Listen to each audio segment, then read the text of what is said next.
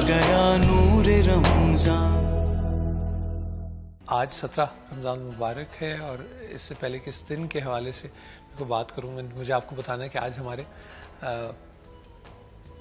घर, अगर आप कहिए आपके घर, ज़ैनब रिहैबिलिटेशन सेंटर से बच्चे और बच्चियाँ आए हुए हैं जो बहुत कीमती हैं हमारे लिए, और हम इनके एहसानमंद हैं कि आज इन्होंने इस दावत को कबूल किया, और जो उनकी टीचर्स हैं और जो साथ जो आए हैं उनका भी बहुत बहुत शुक्रिया। मैं दिल की गहराइयों से आप सबको खुश आमदीद कहता हूँ, और आप बहुत बरकत का बायस हैं हमारे लिए। बाकी तो बात, और दूसरा ख़ातीन हज़रात, 17 रमज़ान मुबारक और यौम बदर, मैंने ये इसलिए आपसे कहा कि आप SMS पे और मुख्तलिफ तबादला ख्याल और सवाल उभरते हैं, हम चाहते हैं करेमी उम्मत का, मुस्लिम उम्मा के हालात देखते हैं तो शर्मसारी भी होती है, शर्मिंदगी भी होती है, खुद अबतरी नज़र आती है तो मज़ीद परेशानी बढ़ती है। क़ुव्वत हमें दरकार है, हम चाहते हैं कि अल्लाह ताला से मदद मांगें, लेकिन के आगे फिर कुछ डॉट डॉट डॉट आ जाता है। आज बतौर ख़ास बहुत सारे हवालों से और मुख्तलिफ प्रोग्राम्स में या चैनल्स पे इस हवाले से बात हुई होगी, लेकिन मैं आज बतौर ख़ास ये चाहता हूँ कि आज हमारी ज़िंदगियों में किस तरह से ताकत, क़ुव्वत और तक़वियत ले सकते हैं हम यौम बदर से, और क्या सीख सकते हैं उसके तारीख़ी पस मंज़र के अलावा फ़ी ज़माना इस साल में हम उससे किस तरह क़ुव्वत हासिल कर सकते हैं। ये आज का इंशाअल्लाह अल अज़ीज़ मौज़ू सुख़न होगा, और हमारे इंतहाई काबिल एहतराम बहुत ही खलीक और शफ़ीक अल्लामा मौलाना कौकब नूरानी उकाड़वी साहब हमारे साथ मौजूद हैं, और आपकी इजाज़त के साथ इस मौजू पे बात का आगाज़ करते हैं। अस्सलाम वालेकुम मौलाना साहब। जी वालेकुम अस्सलाम व रहमतुल्लाहि व बरकातुहू। यौम बदर, और बदर का नाम जब लिया जाता है, या हमारी फोर्सेस की अगर आप बात करें, मुख्तलिफ रेजिमेंट्स के नाम और वो सब, तो एक जिसको कहते हैं कि क़ुव्वत महसूस करते हैं आप, क्या पस मंज़र है मौलाना साहब? बिस्मिल्लाहि वल्हम्दुलिल्लाहि वस्सलातु वस्सलामु अला रसूलिल्लाह। बद्र का लफ्ज़ अरबी का है, इसके एक माना चांद के हैं, चांद, पूरा चांद। पूरा चांद।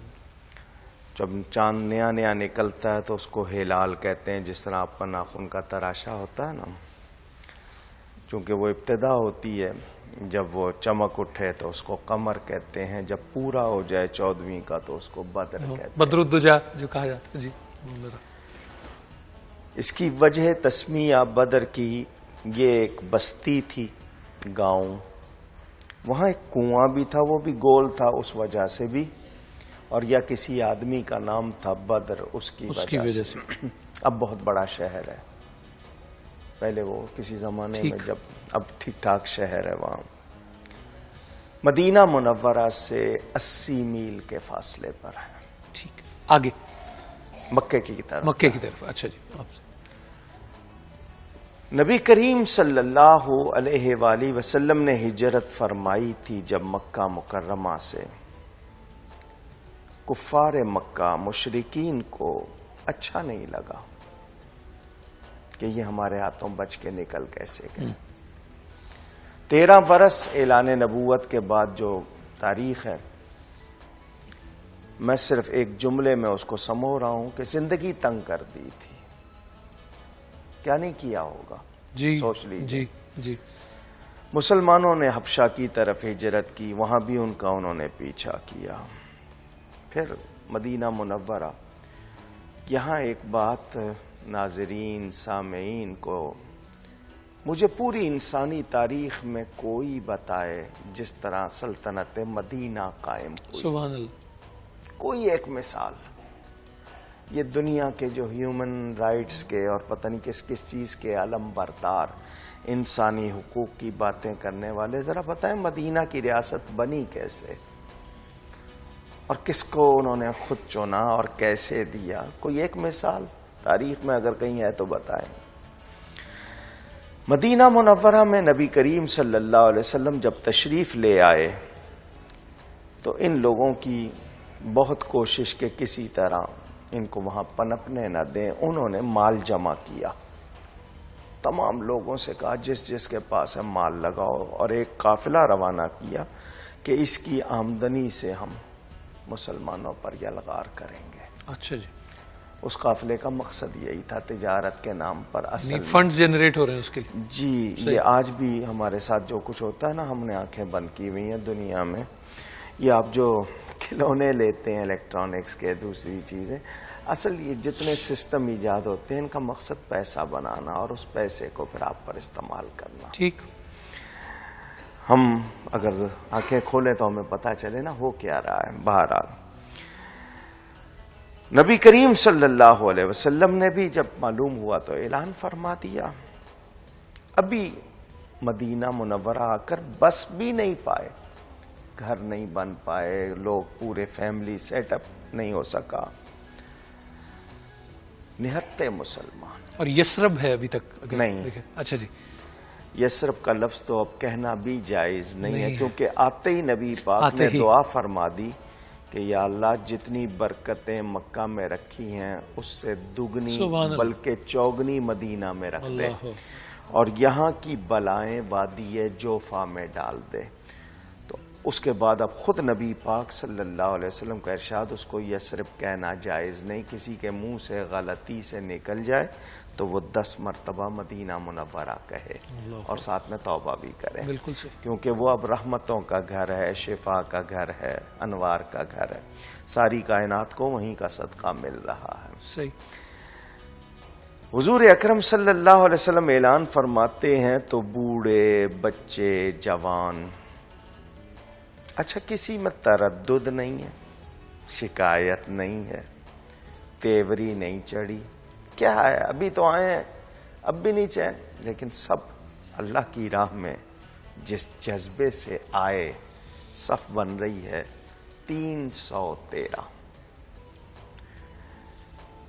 وقت نہیں ہے لیکن میں آپ کو تفصیل کیا سناؤں، جو میں پورا واقعہ سناتا ہوں 2.5-3 گھنٹے میں، وہ جو یہاں چند منٹوں میں آپ کو بتانا ہے۔ بوڑھے بھی ہیں، بچے بھی، 6 زر ہیں۔ یہ ایک ویسٹ کوٹ ہوتی تھی لوہے کی، تاکہ کوئی تیر تلوار مارے تو جسم نہ کٹے۔ آج کے زمانے میں بلٹ پروف جیکٹ سمجھ۔ 8 تلواریں، 8 تلوار، 2 گھوڑے، 313 کا لشکر، زبانیں خشک، پوشاکیں دریدہ، پاؤں میں چھالے، لیکن ان کا بھروسہ سامان پر، تعداد پر نہیں تھا، نہیں تھا، اللہ اور اس کے رسول صلی اللہ علیہ وسلم پر تھا۔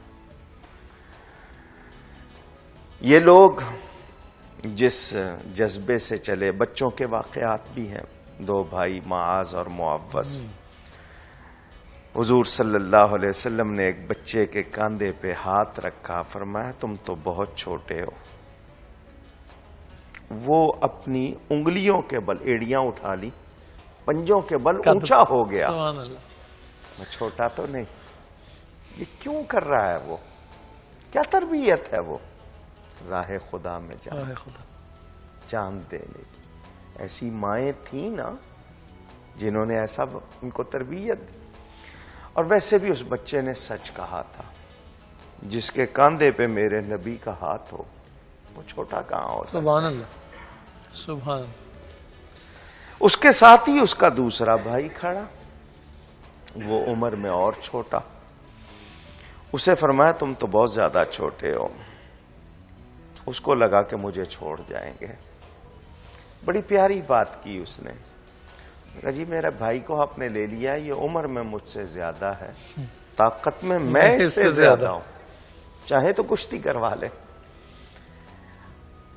نبی کریم صلی اللہ علیہ وسلم سب کو جانتے، اللہ تعالیٰ کی عطا سے وہ سب کو جانتے، کشتی بھی کروائی، چھوٹے نے بڑے کو گرا دیا، دونوں کو ساتھ لے لیا۔ سفر کیسا ہوگا اس کی تفصیل میں نہیں جا سکتا اس وقت، قرآن میں پورا واقعہ بیان ہوا۔ میدان میں تشریف لے گئے، اس کو اللہ تعالیٰ نے یوم الفرقان فرمایا، اس دن نے حق اور باطل کا فرق ہمیشہ ہمیشہ کے لیے واضح کر دیا۔ اب باطل کتنا ہی چمک کے آئے، کتنا ابھر کے آئے، غالب نہیں ہو سکتا، اس کی قسمت میں اب شکست، اس نے ہارنا ہی ہارنا ہے۔ رسول پاک صلی اللہ علیہ وسلم نے ایک دن پہلے میدان میں نشان لگا دیا چڑیات میں، کل یہاں ابو جہل کی لاش ہوگی، یہاں امیہ کی، یہاں عتبہ کی، یہاں شیبہ کی۔ ابو جہل کو بھی یہ خبر پہنچ گئی، اس کا رنگ خشک، زبان خشک، رنگ پیکا پڑ گیا۔ ہوتا وہی ہے جو یہ نبی کہتا ہے، دشمن ہے وہ جانتا ہے۔ حالانکہ پہلے بورڈنگیں مار رہا تھا، یوں لڑیں گے، یوں کریں گے، لیکن بس اس کے بعد اس کی جرت نہیں ہوئی بولنے کی۔ اور سب اس بات کو یہی روک کے خواتین حضرات میں سمجھ سکتا ہوں آپ بالکل ہمارے ساتھ ہیں۔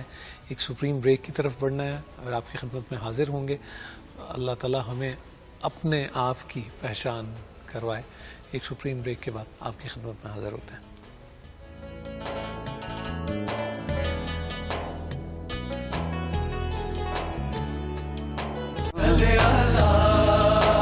چھا گیا نور رمضان